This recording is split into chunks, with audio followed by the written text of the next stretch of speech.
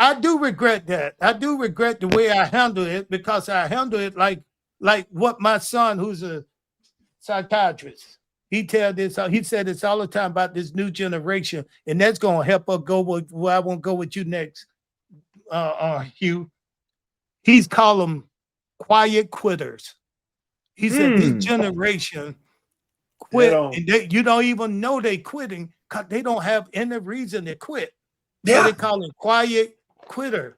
And that's gonna take me into your time when you were working with these young guys and this Yeah. you cause you was at the top of that ladder that time when Yeah. they started trying to cancel you out, trying Yeah. to tell you can't talk to my son, you can't do this. And so how was it, man? How was that? And how and what do you make of that today? We looking back on it. To most, this looks done, broken, hopeless, a teardown. But wiping the slate clean, that costs more than money. It costs time, resources, and waste. Resight sees more. Beneath the wear, potential. Beneath the cracks, opportunity. We reinforce, we regrade, we reimagine. Because smart fixes save time, money, and the planet. What's old isn't broken, it just needs the right hands. Resight. Practical solutions, lasting value. It's the biggest thing, and it's funny because a lot of people go, I want to talk to DeMott because I know I can get him to tell me. I've told everybody the same thing. If you put up with it, it's gonna flourish, right? It's gonna enhance the. Here's the thing, and this is where I get in all my trouble because everybody who came in now, besides everything else, I was traveling the world doing tryout camps.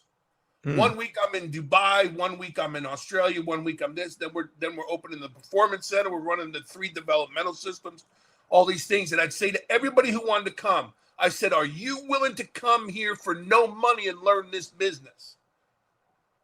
And 99 out of 100 said, "Not a chance." I said, "Well, I know who I'm dealing with then, because the minute they're not getting paid."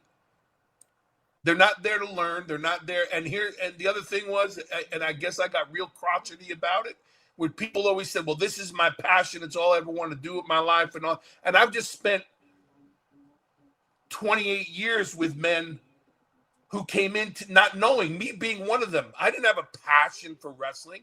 I had a passion to learn something. I was coachable. I was an athlete who understood what it took to get to that point. And then I also knew what it took to bring someone else to that point. But we got into that, and here's a bad word, I'm going to use it. We got into the pussification of society. Great word. With men and women, and it's all of a sudden, and social media, man, because we're a publicly traded company, and if we have negative, we got to do something about it. In the NFL, if your quarterback sucks, if your defensive back sucks, you get rid of the coach. Well, I got news for you. In professional wrestling, if things are going the best they've been and you have an amazing roster, but someone's got to fall on the sword, Bill, we got to talk to you. And you know what I did? And here's where everybody goes, tell me, here's the whole story. Why in the world would you build something like the developmental system, something Ernest didn't have coming into the business, something I never had coming into the business? We didn't have people spending hours in rings, dropping knowledge, physically, mentally, emotionally bonding with you to help you make a career for yourself. And by the way, a whole hell of a lot more money than we made. Right. Yep. Didn't have that. So let's earn it together. But as long as you can complain about it, someone will listen. But why would I? And at the time I resigned from WWE, I was the head coach of the Performance Center. I was there on day one when they bought it, when they built it. I was in on every aspect of it. I was in Triple H's ear, in his corner, in his office, in his thing. We ran together. But why would I then turn around? Because I was no longer needed. Turn around and start dropping bombs and coal and spreading more negativity. I helped build NXT. I helped build the developmental system. So I simply say all the time, I jumped on the sword. I'm never going to tear it down. I'm never going to tear the coaches down. I'm never going to tear the system down. I'll voice my opinion on what I might do differently, or here's how it may work. But it's kind of cool as the years have passed. They're still doing it that way, and now they're getting back to it. But you know, I've more or less been erased from the history of developmental and the training and all that stuff. You'll never hear, you know, as they do the 10-year anniversary and all these things that they do in NXT and everything. I'm out of pictures, and a lot of people go, "That's nonsense." That I know what I did. I didn't do it to put myself over. I didn't do it to put myself on a pedestal. I did it because someone came to me and said, "Bill, we got a job for you. Can you do it?" Yes, I can. And guess what? If they came to me next week and said, "Bill, you'd never be the head coach again, but would you come in and be a guest trainer?" Heck yeah, because I love the business. I love to see people work hard. I love the camaraderie, all that social media, all that nonsense. I wasn't built for that. So I don't put a lot of energy into that nonsense. Otherwise, because much like Ernest, nobody told me how to deal with it, but I promise you, I could have been making a buttload of money touring the world talking nonsense about wrestling. Yep, exactly. That's not my speed, man. That's not my speed. Yeah. So here's one.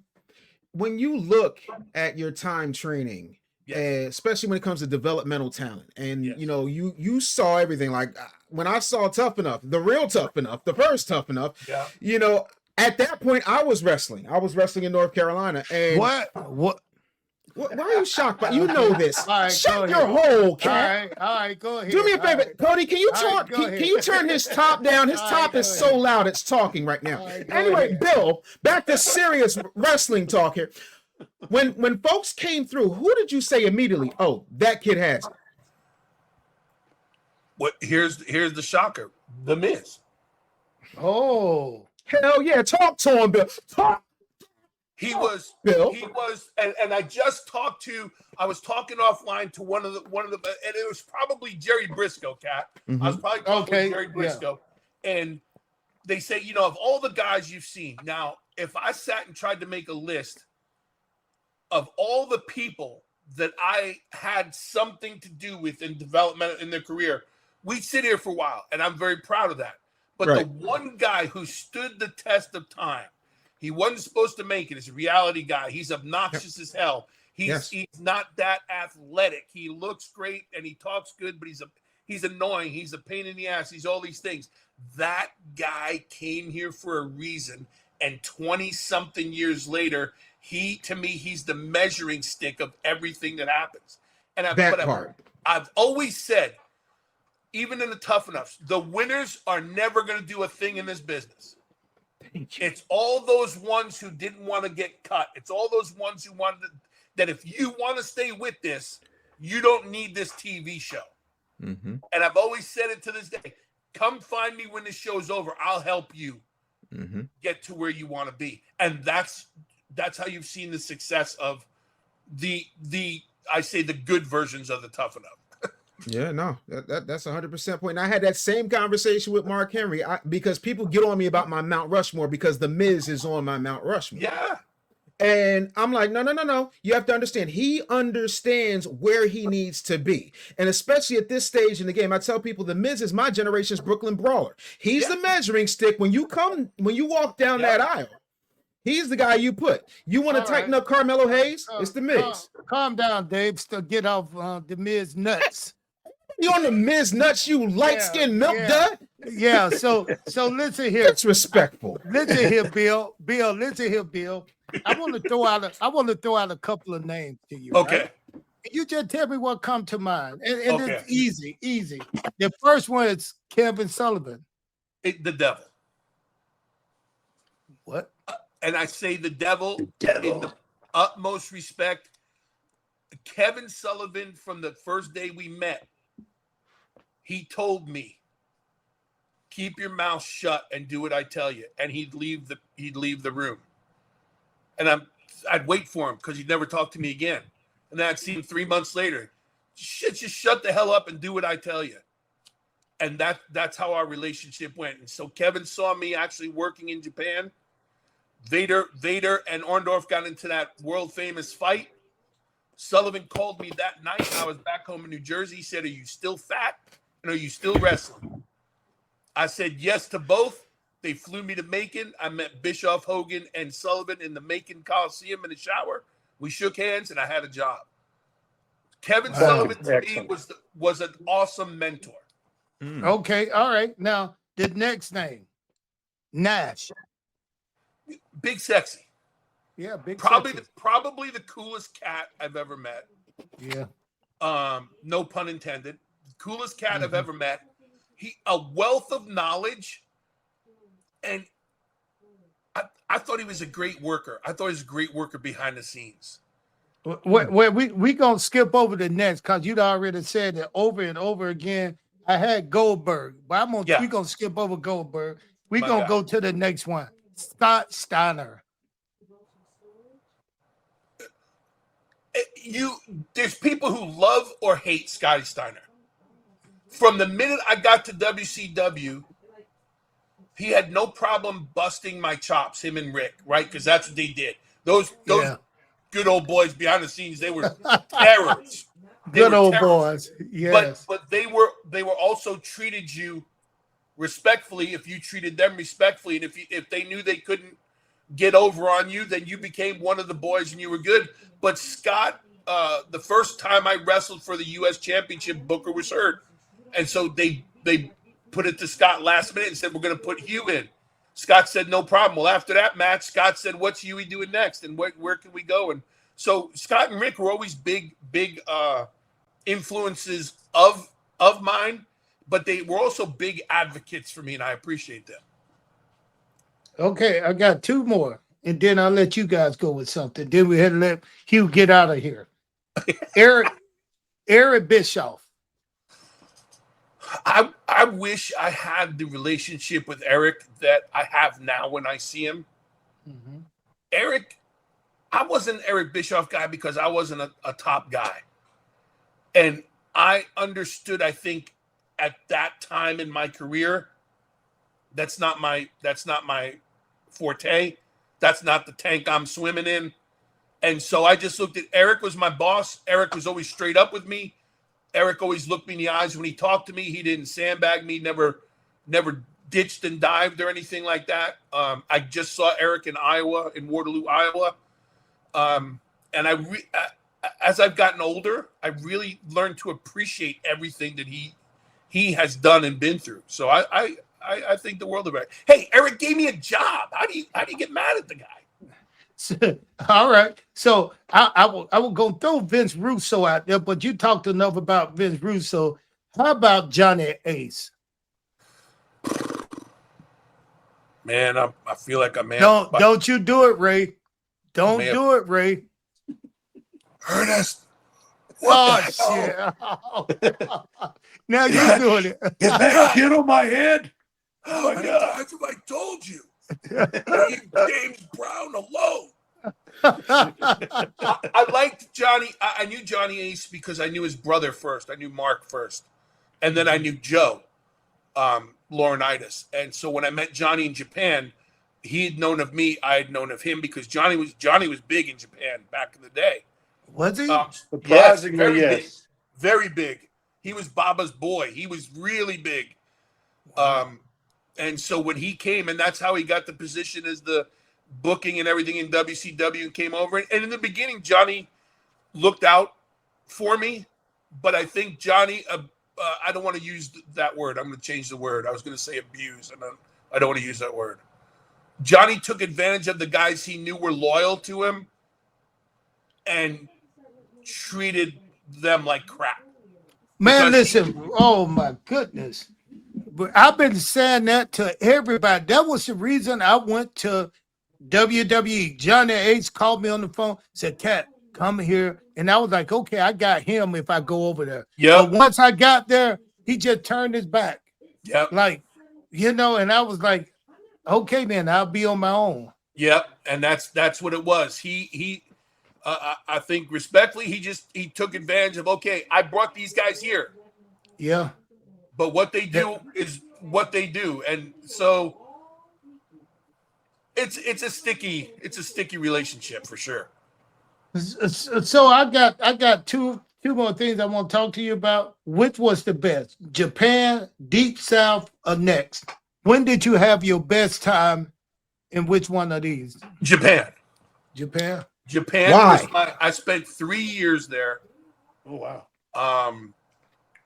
And in between the Japan tours, I'd go to Mexico. So it was Hmm. Japan 3 to 5 weeks, Mexico for 3 weeks, home for a week, back to Japan 3 to 5 weeks. I just loved the style. I loved the atmosphere back then of being a professional wrestler. It was amazing, and I was learning, and you get some accolades, and you start to get that. You start making the magazines and all these things, and you got sponsors that people are coming and literally handing you envelopes full of money. And you go, why? And they go, well, they like what you do. Well, I want to stay here and keep doing that because I like what I do. And they appreciated it.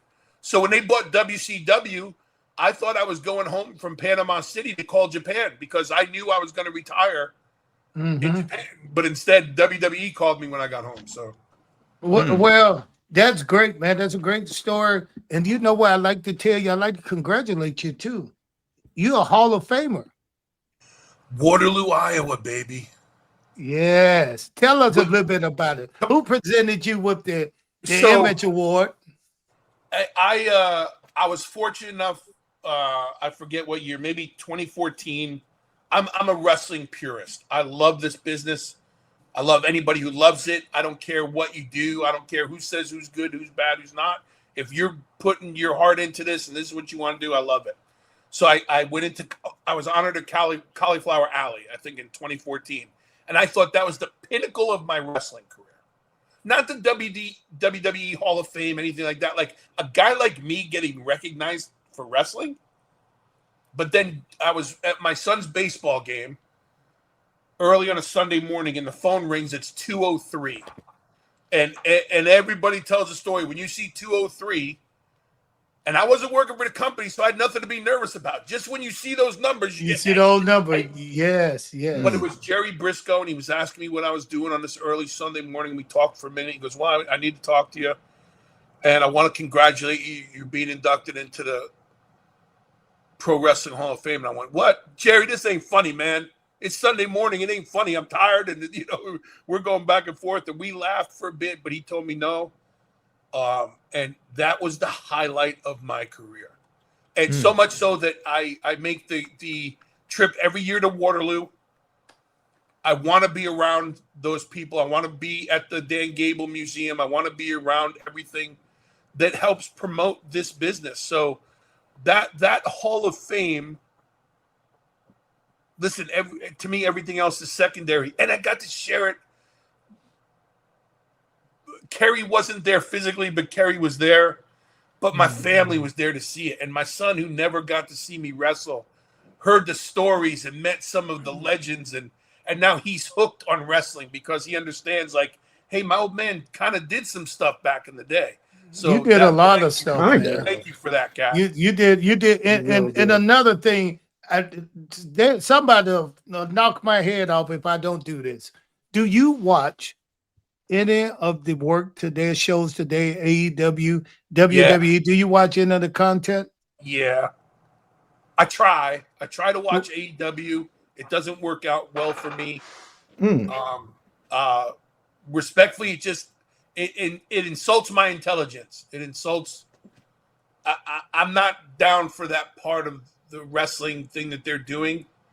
It's different than where I come from, so I try not to be that old fart who goes, no, I understand there's a new age of doing things, but to me, that was going on 40 years ago and didn't work. So AEW, I struggled to watch. I watch NXT. I watch WWE when I can. TNA. I was always a Ring of Honor guy. I was watching it. So I always had my eyes on it.